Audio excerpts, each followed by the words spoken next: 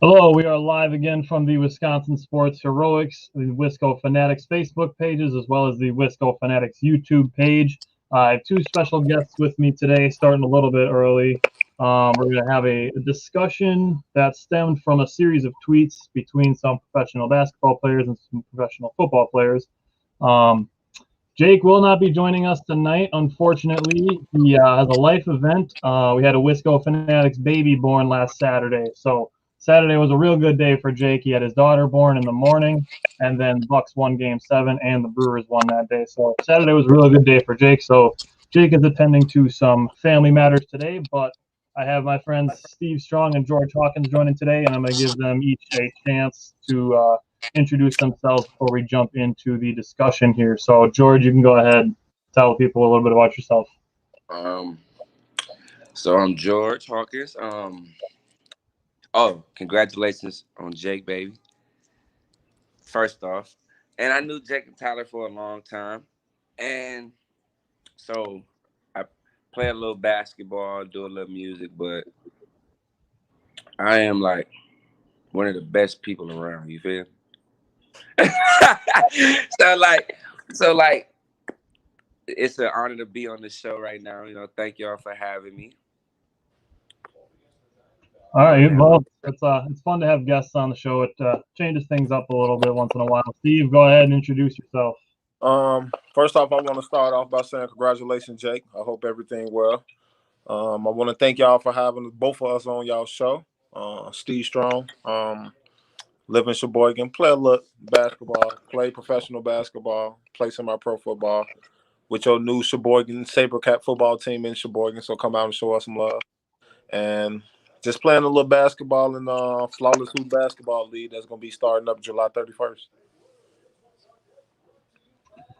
All right. So, this discussion that we're going to have today is basketball versus football and which one is harder. So, there's five things we're going to talk about. And what started this discussion was a it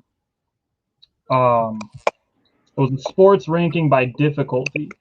Boxing was listed number one, ice hockey number two, football number three, and then basketball was listed number four. Spencer Dinwiddie quoted that tweet and said, "Football ain't harder than basketball." And then Calais Campbell had a tweet. He came out and said, "In basketball, you can have a bad day. The better teams usually win a 7-game series. If they can start 0-2, they can still win the best series. In football, you can't be off for a moment. The better team will lose a lot more, and it's an any given Sunday situation. Football is the harder because of the margin for error is less."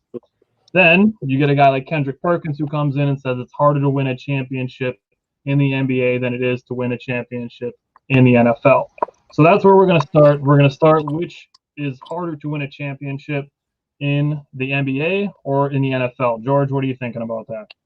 I say it's most definitely harder to win a championship in the NFL. Cause like they don't have it's not like a 7-game series or 5-game series. It's like 1-game elimination. So like, if your quarterback in his head and can't make the passes, or your wide receiver can't catch the ball, or your defense not tight like they normally be, like y'all could be going home and you got to start all the way over next year. At least for like basketball, like I can have a off day today and come back in game 2 and go for 40 or 50, and your team might still lose, but like it's a bigger chance that you could win in a 7-game series than it is in a 1-game series. Steve, what do you think? That's a no-brainer. Everybody know that's football because basketball, like you said, you got 7 games to prepare for games. Football, the best team usually don't win. We seen that with the Kansas City Chiefs. They was the best team in the NFL, and one offensive line go down, it mess up your whole everything on your offense. You got to realize basketball, one man can win you 2 games. If you got a superstar that's great in basketball, he can win you 1 or 2 games. We think that with KD. Yep. Football, you got great players. Football, you got great players on both sides of the ball: offensive linemen, defensive tackles, nose guard, receivers, running backs, quarterbacks. So you have great players in each spots, and if them great players ain't clicking, you can go down. And we seen that with Patrick Mahomes and the Kansas City Chiefs. So football, to me, it's the hardest sport to play because it's prepared going into it, the mental. Somebody can get hurt and they can mess up your whole thing. So I think it's football than basketball. Yeah, we just had a comment come in. It says basketball more of a chance of injuries of playing more, which is true. You have more games, more minutes played, so you do open yourself up to the chances of injuries. But with a 7-game series, you do have the chance to adjust game to game. We saw that with the Bucks losing Dante DiVincenzo in the first round, and then playing the second round in Brooklyn and having to adjust to that. As far as it's a harder winning a championship in the NFL. It goes perfectly along with what Calais Campbell said, that it's an any given Sunday situation. Packers fans can obviously sympathize with that because in 2011 the Packers won the Super Bowl as a wild card team. Yep. So I do think football gets the edge in that one. Second thing I wanted to bring up was the number of players in each league. So this is kind of which is harder to get into, the NBA or the NFL. Steve, I'll let you start this time. Which one do you think is harder as far as the number of players? Actually, tell you the truth, it's harder to get in both because basketball, what is 52 or 60-something players in the NBA. Then you got your D League. You got to realize every year somebody getting drafted, and every year somebody on the roster getting their roster taken. Same thing with football. 52-man roster? Every year, you got 12, 15 on the practice squad. So every year it's an NBA draft, it's an NFL draft every year. So somebody coming in, 2 to 3 players coming in, 2, 3 players getting kicked off the next team. So I think it's both. You can't really say what's harder to get in. I think it's both because every year somebody getting drafted and every year somebody getting a spot taken. So I think it's harder to get in both.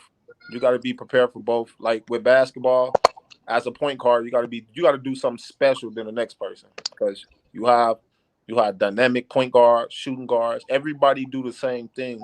So you have to separate yourself from the next person. So to me, I think it's hard to get in both. You just got to be special to get into them. That's a good point. You bring up a good point too with the draft. I mean, that's definitely a good way to look at it. Is that every year there's new players coming in, there's new talent coming in. There's there's eyes on more players.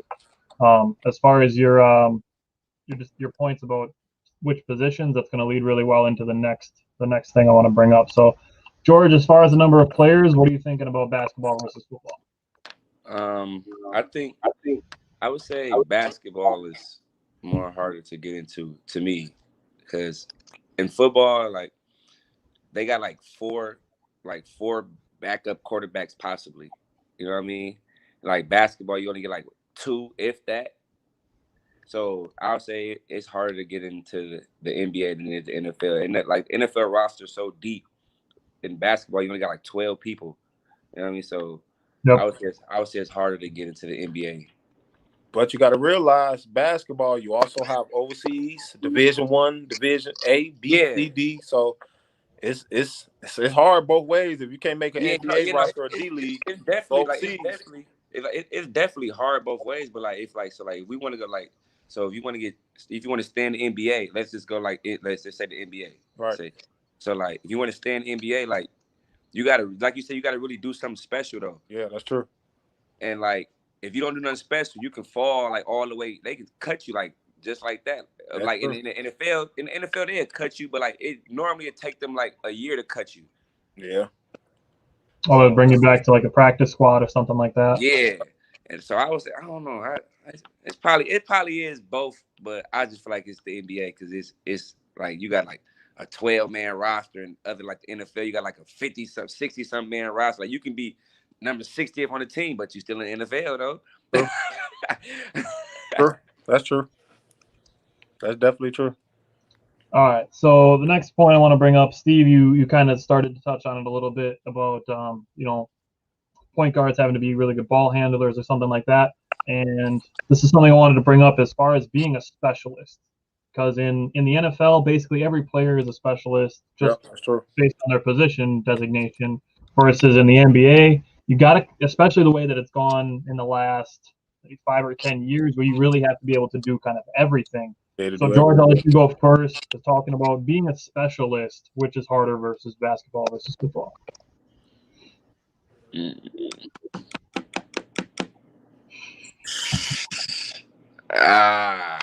Man. Which is harder? I ain't gonna. I would gotta go with football. I gotta go football with that one. Cause okay, so like if you're a quarterback, you really gotta be really good at your job. Like you really can't like take no plays off, or like you get criticized as soon as it happens. Like with basketball, you can like miss a couple shots, let somebody take the ball from you a couple times. But like football, like if somebody take the ball from you, like your whole now your whole defense got to come out. So you gotta really be precise at what you do as a quarterback. So I would say football with that one. I ain't gonna lie, because I tried to like play quarterback and I'm like, oh no. Then you got everybody yelling at you. I was open, waiting. Oh man, nah, I'm cool. I say football is harder than me. That's an interesting way to look at it. That's why we like bringing guests on, because they bring different perspectives than what Jake and I just give you every single week. Steve, what do you think about being a specialist, harder in football or basketball? I don't want to sound like a homer, but I honestly believe it's the both things, honestly, because football as a receiver, you have to be able to read defense. If you can't read defenses, you struggle. What routes to run, what covers they running, what if they in zone, if they in man, if they in cover 2, if they in cover 3. You know what I'm saying? You got to be able to read coverages, just like running backs. It's all to me the same thing. Picking up blitz, know where the blitz coming from. Quarterback, what reads to make, what to go to. Because if you having an off day at receiver, you still got a quarterback that can get you other people that's going. You know what I'm saying? You got a running back. You have 4 to 5, 6 maybe at the most all-stars and all-pros at football.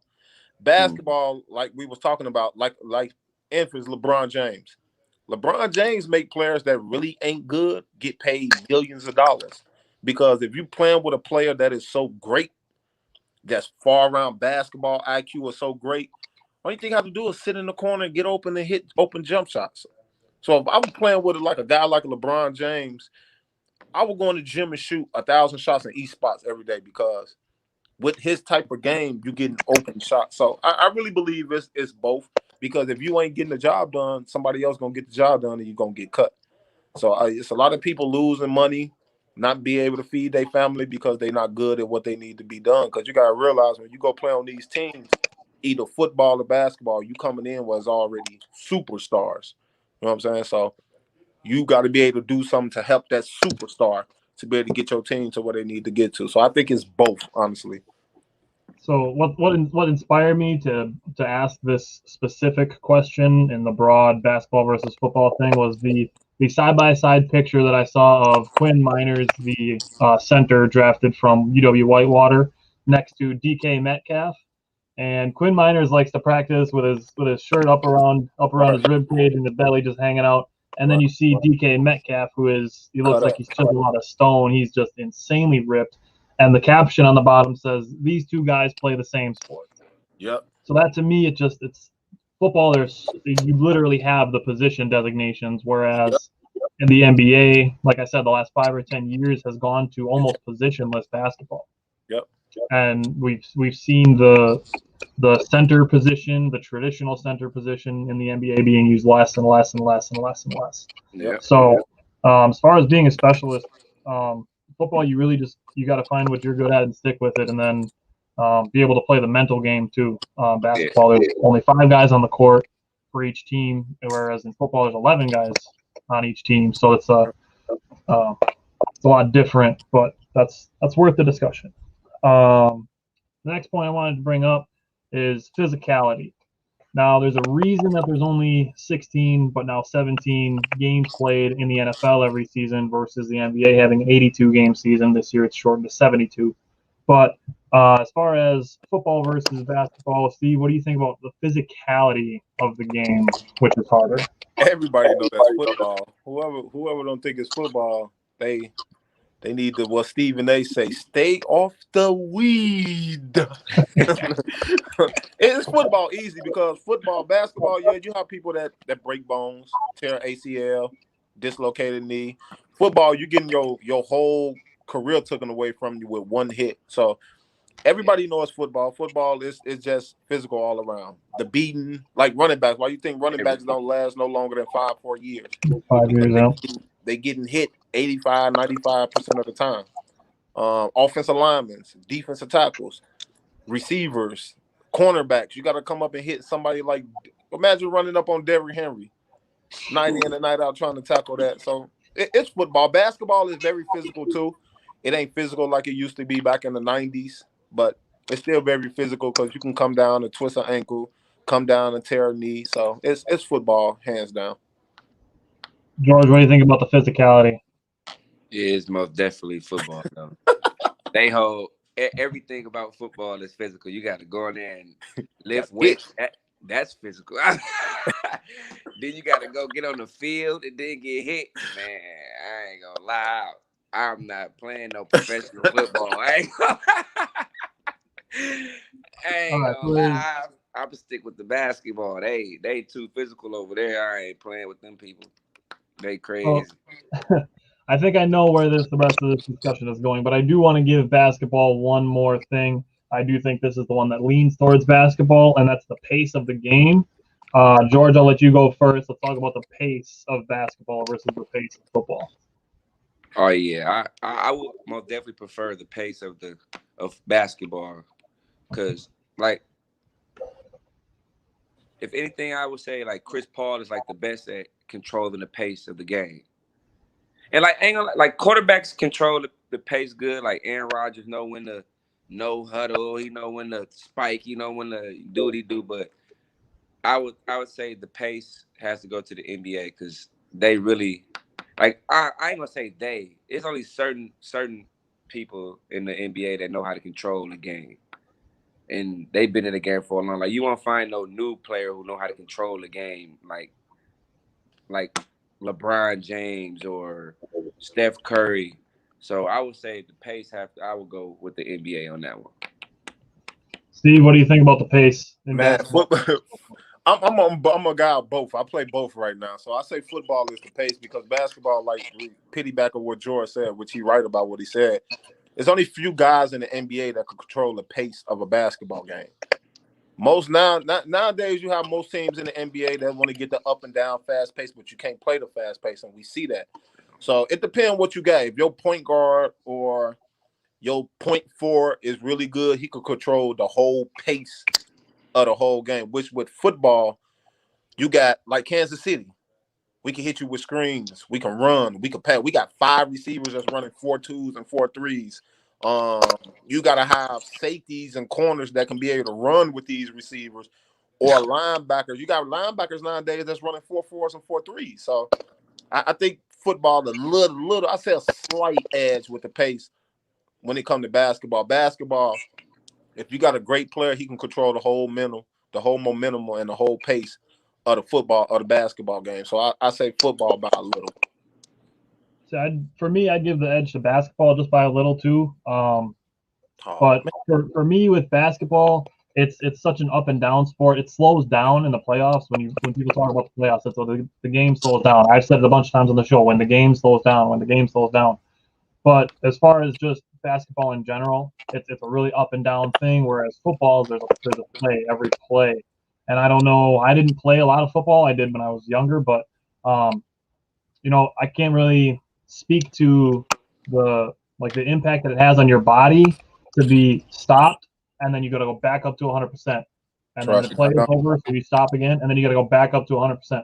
So that can kind of play into the physicality of it too, with the stop and go of it. But as far as pace with, as far as a cardiovascular exercise, basketball, I think it's the slight edge for me. I don't know if there's anything else you guys want to add to this discussion or not. You got to realize football, though, you have to be in tip-top shape to play football. Within basketball, like we seen with James Harden, he came into the season halfway in shape, looking like he ate 50 donuts. Football, you have to be in tip-top shape. Just like you said, it go on with the physicality of it, because you got to hit, but you have to, like you said, going 100 miles per hour, stopping your body, sit on the sideline for 10-play drives, and you got to go back out and play 100 miles per hour. I say football a little. Trust me, I play it, so I get beat. I'm on the field 24/7, so I know how it is. All right. Before I let you guys go, I'll let Steve go first. I need a prediction for the Bucks and the Hawks series. I picked Milwaukee to win the NBA Finals before they went into the Nets series, but I hear everybody hollering Bucks in 5 against the Hawks. People got to realize the Hawks is very good. To me, they the Phoenix Suns of the East. They got a point guard that can play pick and roll. We seen Lopez struggle in the pick and roll. Trae Young coming down in that pick and roll could be able to kick to shooters. I think it's going to be a little hard, but like George said, and like you said before we talked earlier off the air, they don't have no answer for Giannis. If Chris Middleton don't come to play and Drew Holiday been struggling in the last 3 games, it might go 7, but I got the Bucks in 6. George, what are you thinking about the Bucks-Hawks series? You know, I'm going Bucks in 5, man. Bucks in 5, man. You hear me? Listen. They can't stop They can't stop his pull out, come to the back, real fast spin move. What's gonna stop Giannis? What's gonna stop Giannis this series? His charging, his free throws, his shooting threes, and the mental part. We seen that struggle in that Nets series when he started getting in his head. He wasn't hitting shots. He looked good in Game 7, he hit him. He need to just keep shooting him, man. I ain't gonna lie. Shooting him. He ain't Ben Simmons though. No, hey, you guys watch the rest of the show. I got some interesting stats for Giannis about shooting threes when I get to the Bucks Nets series. Jake texted me. He said he's going to post a video after either today or tomorrow at some point. He said he hopes you guys are doing well, and he's wanted to thank you guys for joining the show. And I'll have to have you guys on again when we have another discussion like this. Yep, appreciate it. Thanks for having us. Yeah, thanks for having me. Check out the Flawless Hoop Basketball League coming up July 31st, and come also check out your new semi-pro football team, Sheboygan SaberCats. I'm all right, take care, guys. Have a good day. Appreciate it.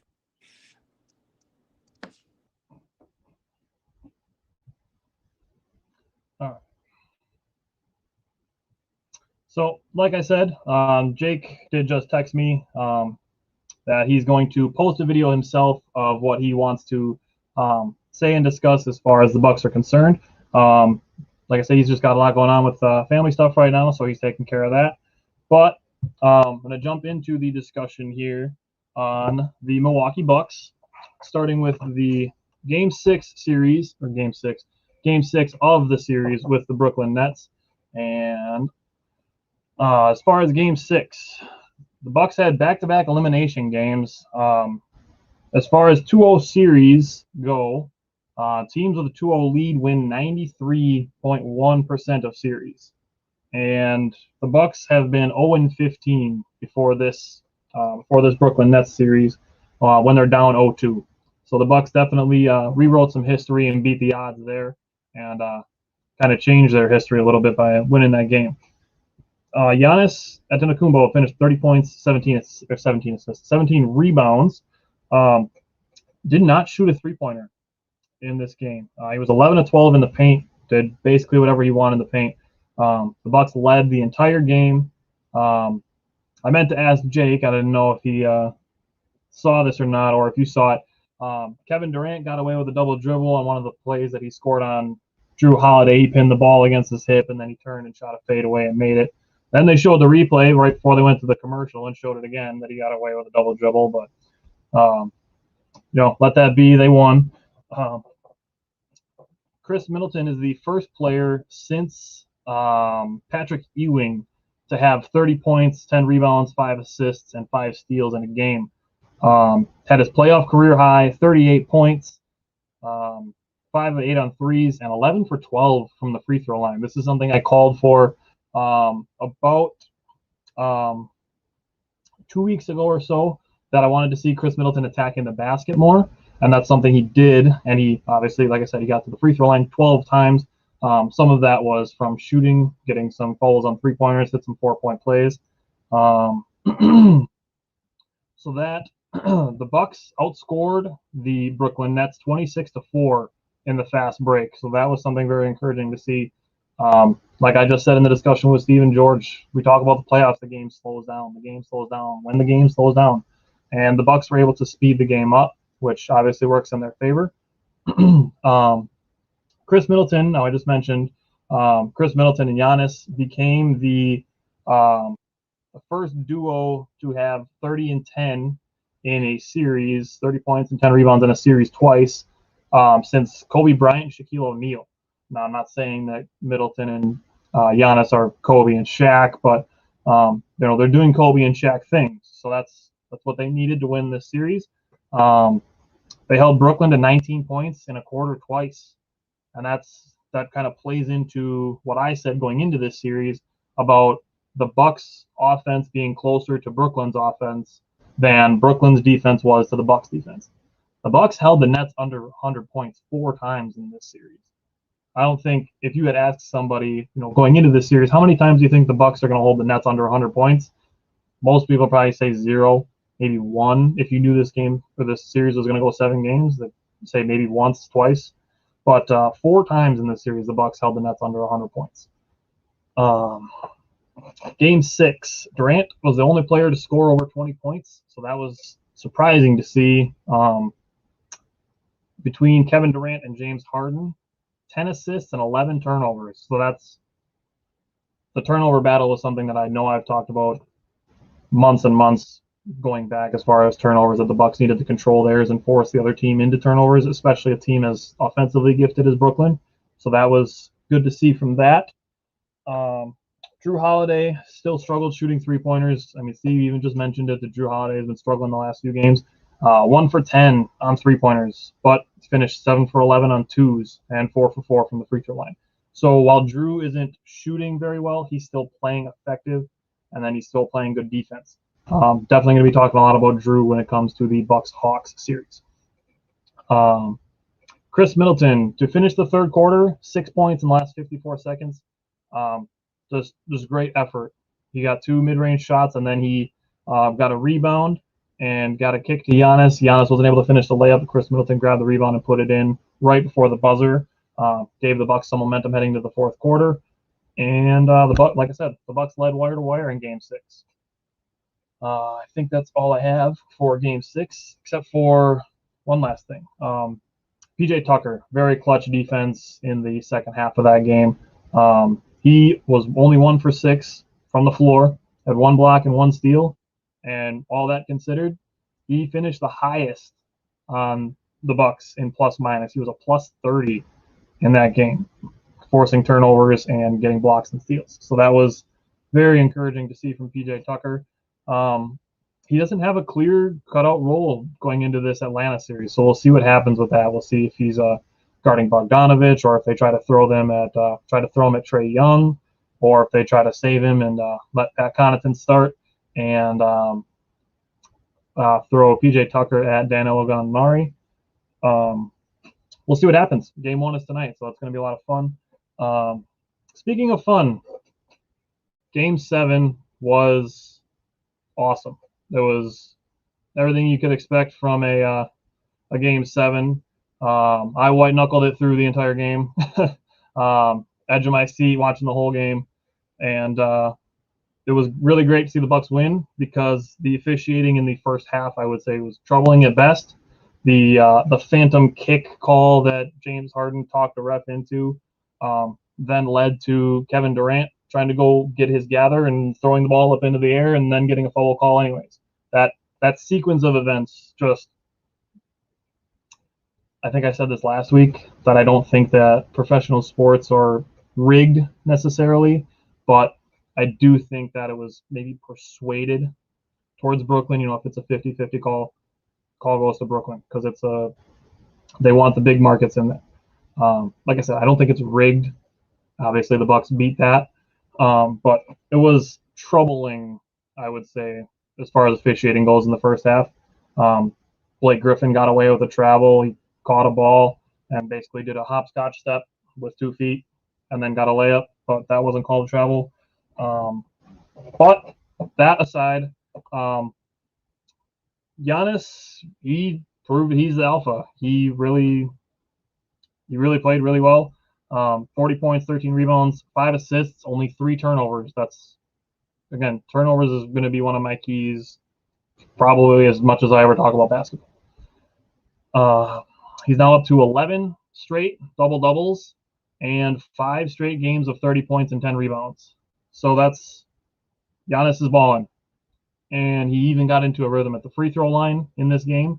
And something with Giannis, he shot a better three-point percentage in this series than Joe Harris. When we previewed this series, Joe Harris was one of my X factors. He did not play well, and that definitely worked to the Bucks' favor. Late in Game 7 in the overtime, Joe Harris had a wide open three that would have given the Nets a 1-point lead, and he missed it. I thought for sure that was going to be a dagger shot, but he missed it. And Giannis shot a better three-point percentage than Joe Harris. So that's for Stephen George. That was my Joe Harris stat. Chris Middleton, 2 for 11 in the first half. Played a great second half. 23 points, 10 rebounds, 6 assists, back-to-back 5 steal games.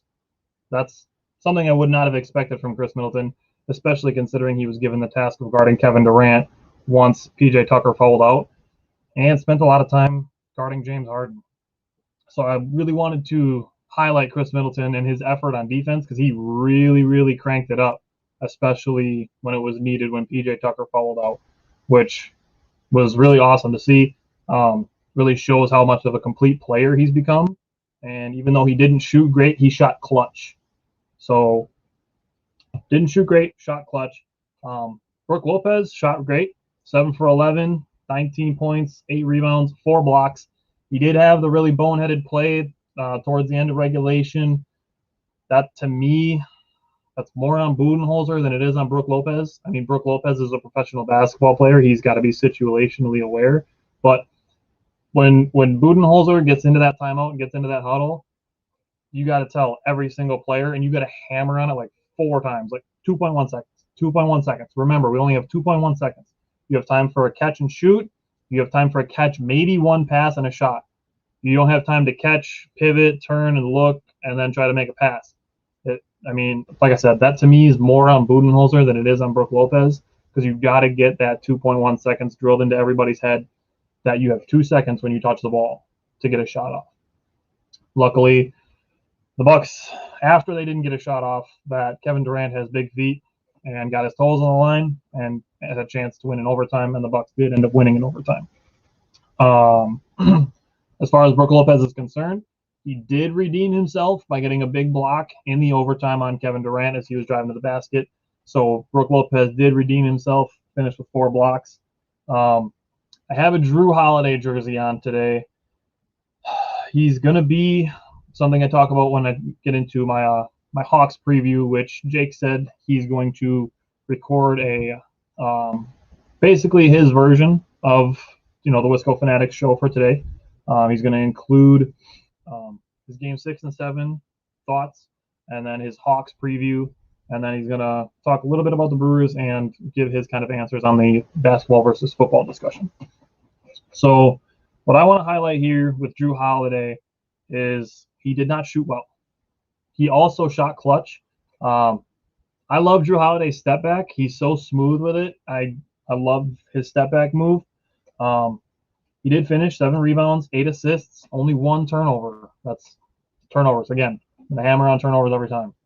The controlling the turnovers is huge, especially in the playoffs when the game slows down.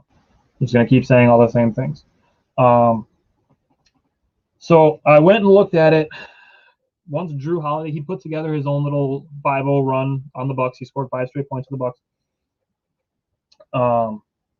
Going from the 5 minutes and 34 second stretch to a minute and 30 seconds, so about a 4-minute stretch, almost exactly 4 minutes. The Bucks scored 15 points, and Drew Holiday scored or assisted on 14 of those 15 points. So that to me was, even though Drew Holiday wasn't scoring well, he wasn't shooting well, he made his impact felt. And that's something that when, somebody's saying, oh, he's Drew Bledsoe, we didn't need Drew Holiday, shouldn't have given up all those first-round draft picks. He made his impact felt in the 4th quarter of the biggest game of the season, in a do-or-die situation against a title favorite that everybody thought was going to be facing off the Lakers in the NBA championship. He made his presence felt in this game at the most important time. And then he played a lot of defense on Kevin Durant, which being 6 inches shorter than Durant is literally a tall order. So I give Drew Holiday a lot of credit for that. Another guy I give a lot of credit to is playoff Pat Connaughton. If you follow the Wisco Fanatics page, which you should, because that's where we have our pie bet updates and stuff, Jake's probably going to get another pie in the face after the Bucks win this series because he had the Lakers in the finals and I had the Suns. So Jake's probably going to get another pie in the face.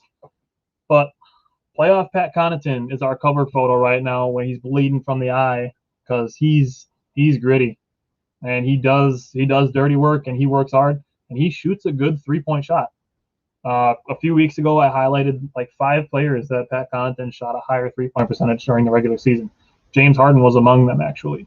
Kemba Walker was on the list. Kevin Huerter, who the Bucks are about to face in the Eastern Conference Finals, Pat Connaughton shot a higher 3-point percentage than him. So Pat Connaughton, 3 for 5 on 3-pointers in this game, and he made them when they counted, and he just does everything. He's maybe going to start in the Atlanta series. I don't think the Bucks have announced their starting lineups yet, so we'll see what happens with the starting lineup. I mentioned PJ Tucker once already.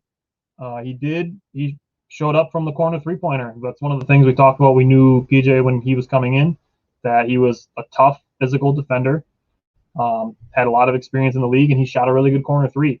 And it was nice to see PJ Tucker making some corner 3s. PJ Tucker, 4 for 9, 3 for 5 on 3-pointers, and then 3 steals and 2 blocks. PJ Tucker, if we don't have PJ Tucker, in my opinion, we don't win this series. Without PJ Tucker, we don't. Kevin Durant probably has 60 the game that he had 49. Kevin Durant probably wins this series for the Nets in 4 or 5 games if we don't have PJ Tucker. PJ Tucker's physicality made such a big difference in this series, and the fact that he doesn't back down from Kevin Durant, I love to see that. And he talks about it in his post-game press conferences often about being dogs, about the team being dogs. He's a dog. Like I said, he doesn't back down from anything. So PJ Tucker, a very welcome addition to this team, and getting him was basically shown in this series why the Bucks wanted him and needed him. And definitely a big PJ Tucker fan coming out of this series, even more so than I was going into it. 3-point percentage in this game, Bucks 41.7, Nets 30.8. So that is encouraging as far as we're going into a series now where we're playing a team that struggles to defend. That the Bucks 3-point percentage is rising. They did struggle with that mightily, I would say, during this whole series.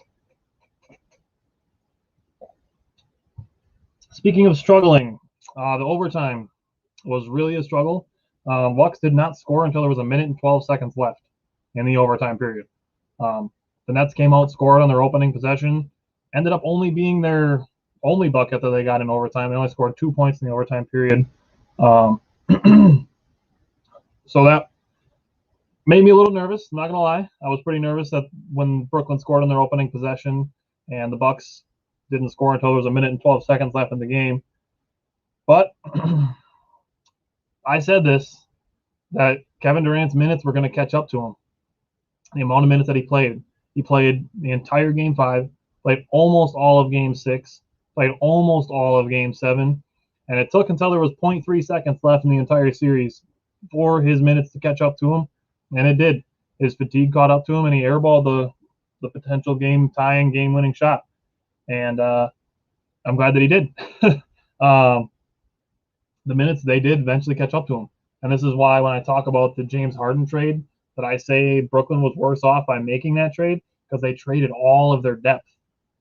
And they traded basically their best defender, and Jarrett Allen, who is now in Cleveland, where they won like 12 games. And they were left without a center, and they were trying to defend guys like Brook Lopez and Giannis and being undersized by putting Bruce Brown on them, who was 6 inches shorter than both of them. Bruce Brown does some dirty work, so I would give him some credit for that, but he's not big enough to guard Giannis or Brook Lopez. They had James Harden on Brook Lopez at times, Joe Harris on Brook Lopez at times, and then Kevin Durant just simply isn't strong enough to guard Giannis. I mean, Giannis showed that. He got to the basket on KD.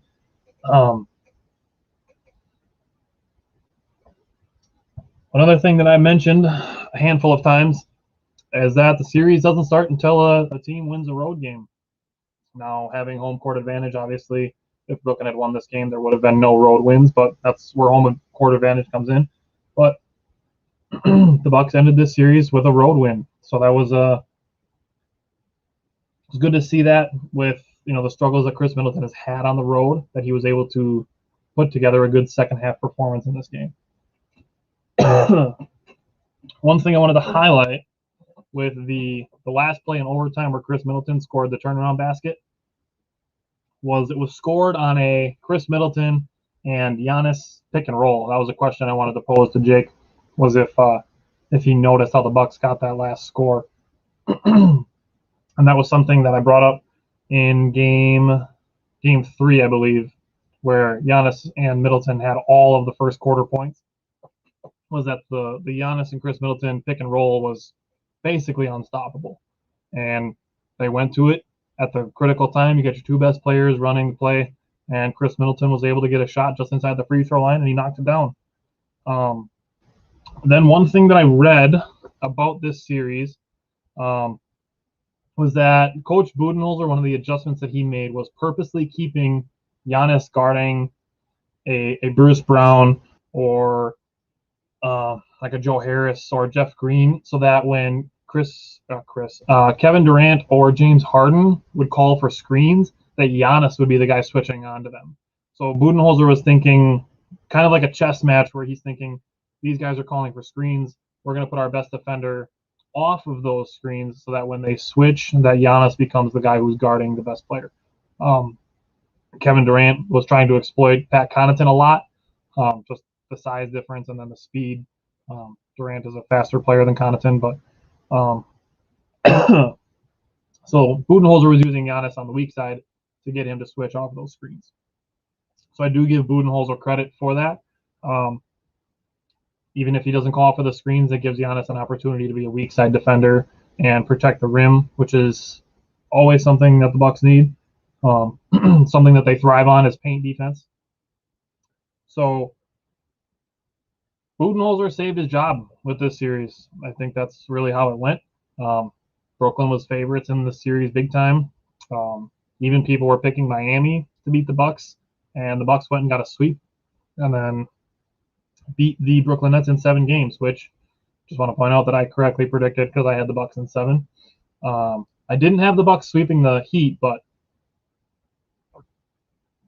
I did correctly pick Bucks in 7. I think that's all I got left for wrapping up the series with the Nets.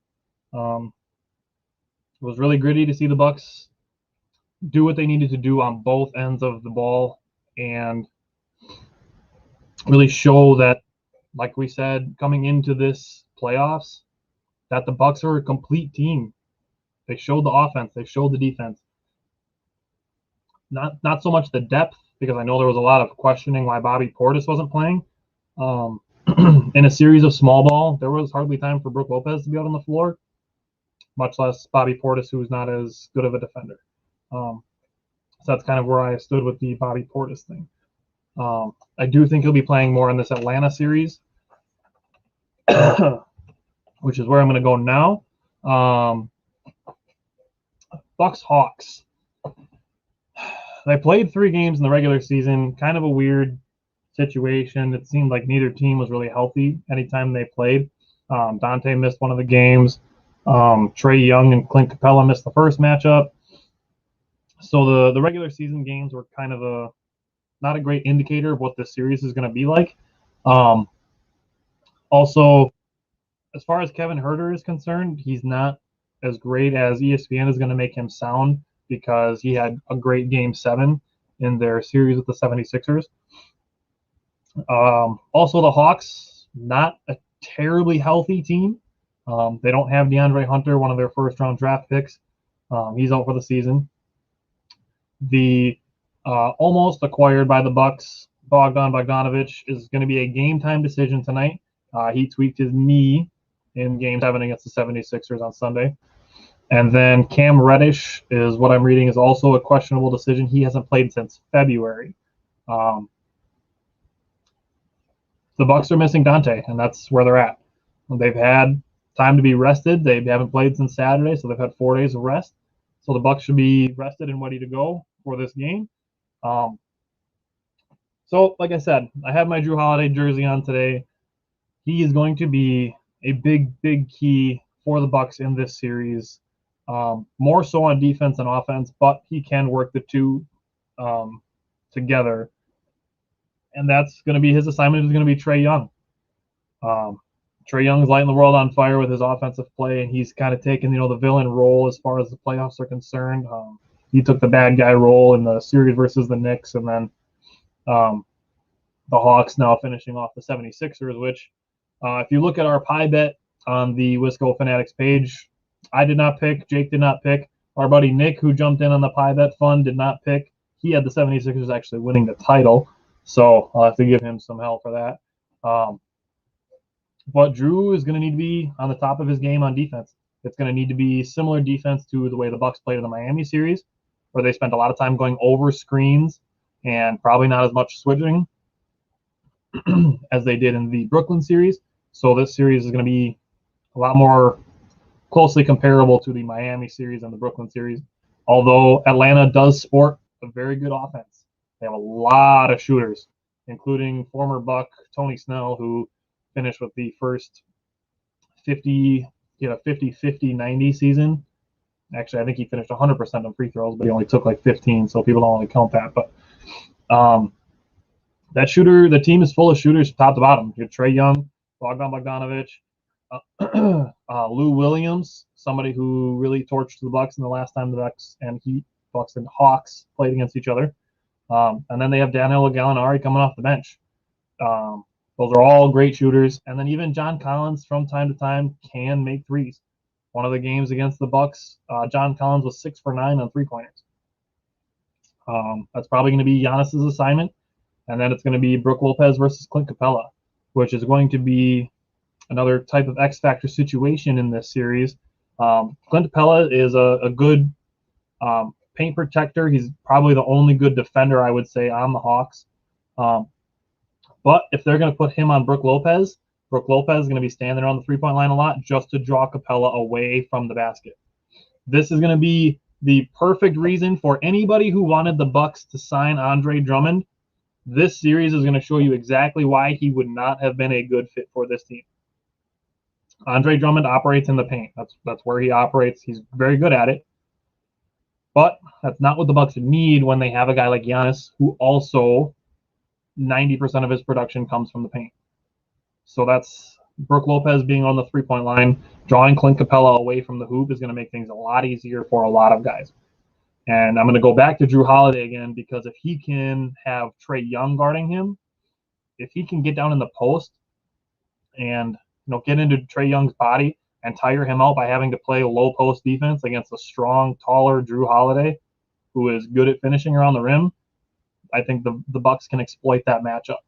So I do have Bucks in 5 for those reasons. I don't think Atlanta has anybody to defend Giannis. They'll probably throw John Collins or Capella at him. John Collins is not a strong defender. He's similar to the play style of Bobby Portis. He's more athletic and he's longer, but he's just not a great defender. And then Clint Capella is probably the other guy they might try to throw at Giannis. He's just not fast enough. He's not fast enough to keep up with Giannis. He's not laterally quick enough to keep up with Giannis's ball handling. And the Hawks are probably going to try to defend Giannis by building a wall. And I mentioned the three-point shooting of the Bucks improving towards the end of the Nets series for this reason, that if the Bucks can get more production out of guys like Bryn Forbes and Pat Connaughton, and we will see Bobby Portis this series, that could be pretty rough for Atlanta. If they're going to try to build a wall to stop Giannis, that it could be a lot of drive and kick and a lot of raining three-pointers. So that's what I'm hoping to see is more improvement from the Bucks on the three-point line. And, yeah, I don't think the Hawks have really anybody to defend Giannis in a way that I would feel confident if I were Atlanta. I don't want the Bucks to go as far as to look past Atlanta and be like, all right, we just got to win 4 games to get to the finals. What I want to see is the Bucks bring the same intensity that they brought to the Brooklyn series, put that against Atlanta, and try to win every game by 20 points. This isn't a situation where you need to just play to win, just to win. Just keep the pedal all the way down. There's no hurting feelings here. Atlanta's in the Eastern Conference Finals. This isn't an exhibition match for charity or anything like that. Not that I'm saying that that's something less to be compared to, but given the situation, Eastern Conference Finals, you're not hurting somebody's feelings by beating them as well as you can possibly beat them by playing full intensity the whole time. I mentioned it to Steve before we were starting the show that if the Bucks can win this first game and really put their stamp on it, play tough defense, and hit some threes on offense, and Giannis does his thing, if the Bucks can really set the tone for this series tonight, they can really take the wind out of the sails of Atlanta.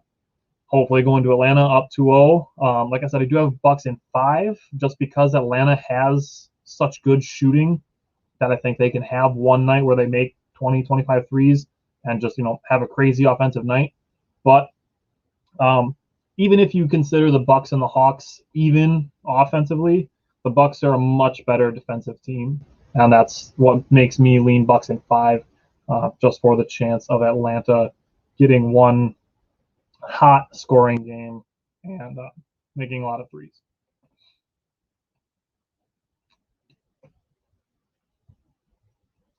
So the Bucks at Fiserv Forum in playoff games are now 13-2, including 5-0 in 2021. Gives the Bucks some cause for hope there. Chris Middleton's played far better at home than he has on the road. I do think the Bucks win this game tonight. Like I said, come out, set the tone, tough defense, good offense, and Bucks in 5. Jake, like I said, is going to record his Bucks-Hawks preview. He said he's going to work on that tonight, so we will get Jake's thoughts on this as well, and then we will definitely discuss, maybe do a live video on Saturday sometime. Moving on to baseball, I actually have the Brewer game on behind me. The Brewers are now up 3-0 in the bottom of the 7th. Woodruff still has 89 pitches, so he's probably not going to finish the 7th. But I'm going to start with news before I jump into the Brewers-Rockies series. Last night, Daniel Vogelbach got injured rounding third base. Big guy, got a lot of weight to carry around. He has a hamstring issue. He's put on the 10-day injured list.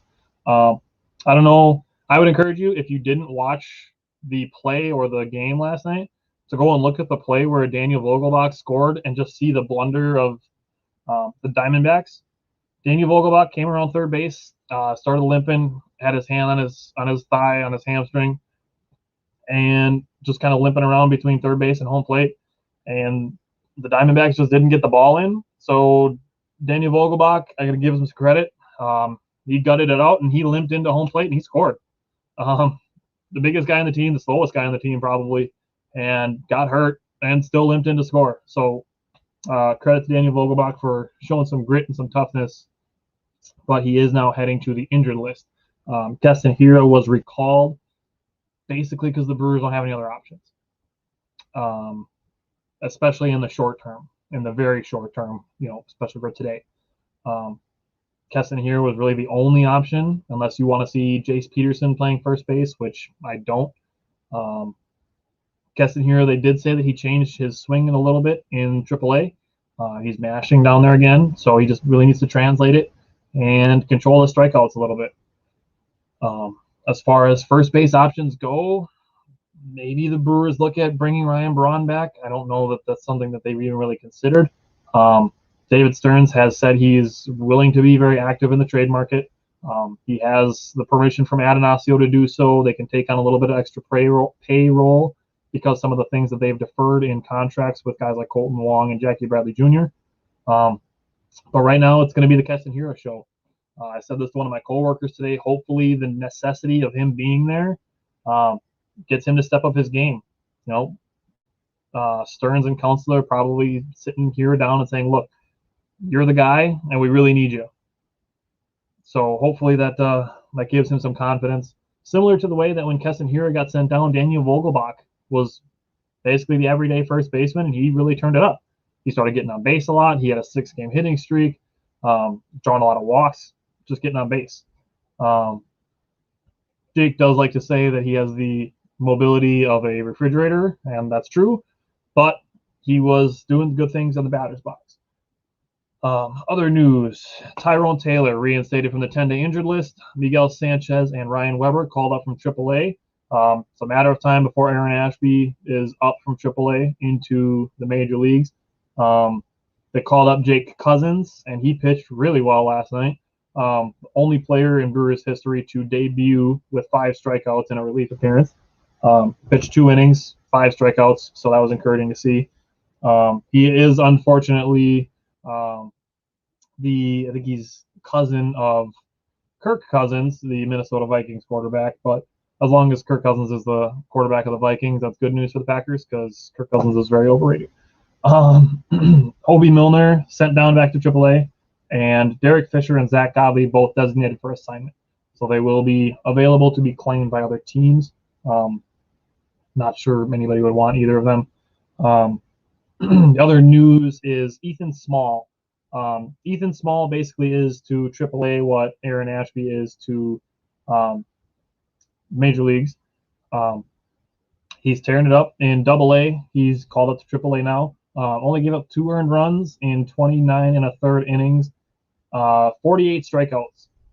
So just absolutely tearing up AA, striking everybody out that he faces.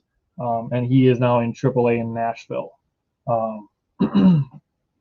Don't know that we'll see him in Major League Baseball at all this year, but if the Brewers go for a big fish trade target, Ethan Small is probably going to be a name that's floated around. And if not, he is definitely going to be one of the Brewers' top prospects to keep an eye on if you're a Brewers fan, looking at some of the guys that they have in the minor leagues that are nearing the major league level. Ethan Small will be one of those guys, and Aaron Ashby, we've already mentioned that they're preparing him for a role in the bullpen later on this season. I did want to highlight the bullpen. It's been very much better, even with the trade of J.P. Fireeisen and Drew Rasmussen. The Brewers bullpen has been very good recently. In the series against Colorado, 5 earned runs from the bullpen in the entire series. Coors Field is a weird park with the altitude. It's a hitter's ballpark. That's what caused so many of these high-scoring games, even though the Brewers are still struggling on offense. 5 earned runs from the bullpen in the entire series with the Rockies, and 3 of them came from Zach Godley in the 4th game of that series. So, game 1 was an unfortunate game for Brandon Woodruff. Kind of an outlier thing for him. Obviously, like I just mentioned, he's into the 7th inning of today's game without any runs. Gave up 2 home runs in the 1st inning. That was really it. The Brewers lead Major League in grand slams given up, which is kind of unfortunate. But later I will give a stat that is really encouraging about the Brewers that I'm very excited about. Game 2, lost in extra innings. It's the runner on second rule that's a really, really hot debate right now. As far as Major League Baseball is concerned, is that runner on second rule in extra innings. I don't know what Major League Baseball is going to do about it. It's won the Brewers some games, it's lost them some games. So Devin Williams gets a loss even though he doesn't get an earned run. But the Brewers did tie the game up in the top of the 9th. Urias was 2 for 2 and drew a walk. Willie Adames had 2 hits, and Corbin Burns kind of just had a rough game too. 5 1/3 innings, gave up 8 hits and 4 walks, that drove up his pitch count. Just not really an effective game for him. Game 3, much better for the Brewers. Willie Adames, 4 for 5, 2 runs, 2 home runs. Adrian Hauser pitched okay. 6 innings, 5 runs. I'd like to see him give up a few less runs.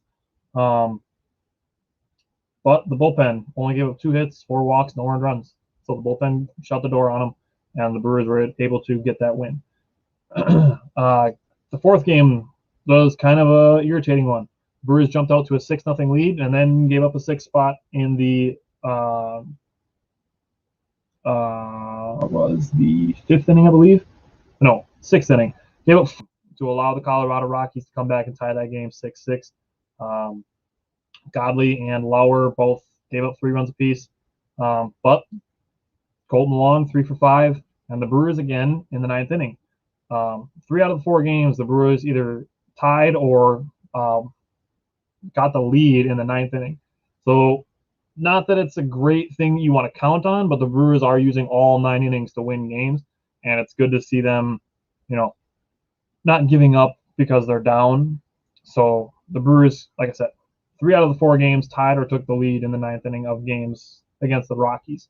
And they split the series. It's not something you want against a team that's in the basement of their division, but Brewers are still tied for first with the Cubs. They're both 8 games over 500. And the Brewers are competing. They've dealt with tons and tons of injuries, but they're still competing. They're still winning games. They're getting great pitching, which I'm going to mention again. Freddie Peralta, and there's something I want to go on about Freddie Peralta, but he pitched great yesterday. 6 innings, only 1 hit, 4 walks, unfortunately. That's something he's really got to kind of rein in. That's something I've hit on the Brewers, all of their pitchers, is they really got to control the walks. That's going to keep their pitch counts down. It's really just an unfortunate thing. Just got to keep an eye on it with the Brewers. They got to hold on to their walks. Did rack up 10 strikeouts, though. Freddie Peralta he's doing big things. He's really cementing himself as a third guy in this rotation, and having Woodruff, Burns, and Peralta. If you have to play a 5-game series and you have to see those 3, that's going to be rough for an opposing team if the Brewers make the playoffs. Hunter Strickland has been effective since the Brewers acquired him. He hasn't given up a run since he's been with the Brewers. He's given up a handful of walks and 2 hits, but no earned runs. Like I mentioned, Jake Cousins, 2 innings pitched, 5 strikeouts. I'm not going to spend a whole lot of time on the first game against the Diamondbacks. Brett Anderson got hurt again in that game, so he's back to the injured list. I do think he's got the capability to be effective as the 4th or 5th starter, whichever you want to look at him as, with Adrian Hauser. He's shown he's capable of pitching well. He's got 2 games where he's gone 7 innings, only given up 1 hit. So I do think Anderson is capable. I don't think the Brewers need to be looking for another starter unless they want to stick with the 6-man rotation, which I'm not necessarily a big fan of or think that they need to do that. Eric Lauer just hasn't really been effective as a 6th starter. But I do think Anderson, as far as being the 4th or 5th guy in the rotation, he's the only lefty in the rotation. And he gets a lot of ground ball contact, so he's a different kind of pitcher than Burns, Woodruff, and Peralta, who are all big strikeout guys. So I do think Anderson will be back into the starting lineup, hopefully by the time the All-Star break racks up, which is also when they're targeting Lorenzo Cain to be back, is during the All-Star break. Is when he's hoping to rejoin the team. So hopefully Lorenzo Cain will be back during then. And then Colton Wong and Christian Yelich both had 2 hits and a home run each last night. And the Brewers got the win last night and are winning 3-1 right now. So it looks like the Brewers are going to wrap up with a series win against the Diamondbacks. They're in top of the 8th inning right now. So barring anything crazy weird, probably be Devin Williams and Josh Hader in the bottom of the 8th and the bottom of the 9th. And the Brewers should wrap that one up. So that'll be another series win for the Brewers. Christian Yelich, on-base percentage. So Christian Yelich, I keep seeing the Christian Yelich show. He's not back to where he was. It looks like his knee injury is still, mentally on his mind, and it's affecting him. He's not batting as well as he used to. His on-base percentage is up to .413. So he's getting on base 41% of the time, which is pretty solid. Something I wanted to see Jake's reaction to. I know the guy gets a lot of hate, and that's Luis Urias. He is leading the team in games played, and he's 2nd on the team in RBI. So Luis Urias, for as much bad taste as people have for him because they loved Arcia or they hated the Trent Grisham trade. Luis Urias is stepping up for the Brewers. He's had his struggles with errors, but he's doing everything the team asks him. He's played second base, shortstop, third base, and just kind of doing it all. And he's batting well. Like I mentioned in game 1 and 2 of the Rockies series, he played pretty well in that series. And he's just kind of doing it all. Speaking of doing it all, Willy Adames played 27 games with the Brewers, batting .292. He's really raised his batting average since he's got to the Brewers. Has 3 career 4-hit games in his whole career. All of them are with Milwaukee. So 27 games, and he's got 3 games where he's got 4 hits. And he was the first player for the Brewers to hit 4 extra base hits in one game. So Willy Adames, I'm totally loving him. I should get a Willy Adames jersey because that trade has worked out great for the Brewers. One last thing I want to hit on before I mentioned my one really exciting stat that I wanted to share that I wanted Jake's reaction to, but I'll ask him what he thinks after. Last night, the umpires confiscated Freddie Peralta's glove. It was a really weird situation. The Major League Baseball is in the middle of doing their glove checking for foreign substances and stick-on or pine tar or whatever pitchers might be using to increase the effectiveness of their pitches. And the umpires took Freddie Peralta's glove because it was too light. Not like it was too light weight-wise, but it was like too bright of a color. It was like a really light gray.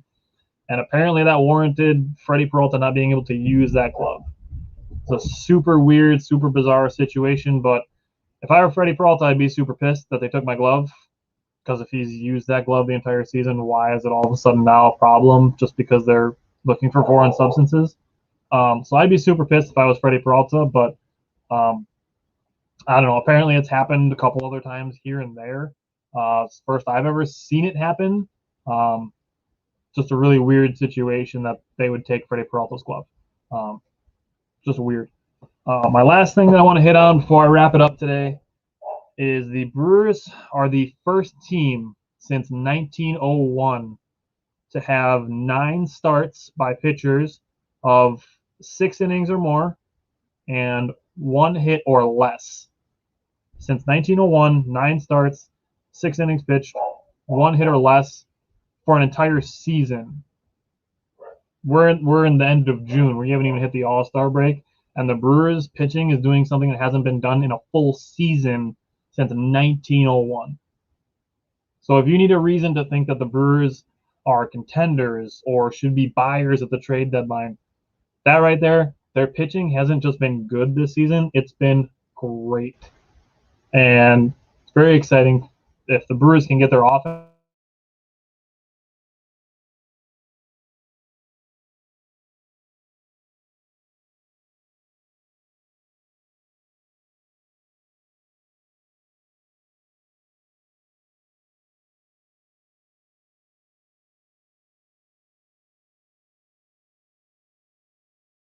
The Brewers have set a record now for relief pitchers used in a season. I think they've had like damn near 50 players on the 40-man roster this season. Making trades, bringing guys up, sending guys down. David Stearns is a very busy man this year, and it's not going to be over with. Like I said, the Brewers are probably going to be buyers of the trade deadline. We'll see what Jake has to say about that, about the Brewers, but they should win today, and they'll finish up with a 2-1 series win against the Arizona Diamondbacks. And the Bucks start tonight. About 2 hours from now will be Bucks-Hawks game 1, and then they play again on Friday. Like I said, maybe after games 1 and 2 on Saturday, Jake and I'll try to do a live together and talk about games 1 and 2. But I want to thank George and Steve again for joining the show to talk about basketball versus football, which one's harder. That was a discussion we've been wanting to have for a couple of weeks. We like throwing in, those sports-related questions once in a while just to kind of change the show up a little bit and, add some extra discussion. Like I said, bring in some guests to discuss some of these things that are happening in sports. One last thing I'm going to mention. I've seen what Stephen A. said about Milwaukee, and that he's cheering for the Hawks so that he doesn't have to come to Milwaukee.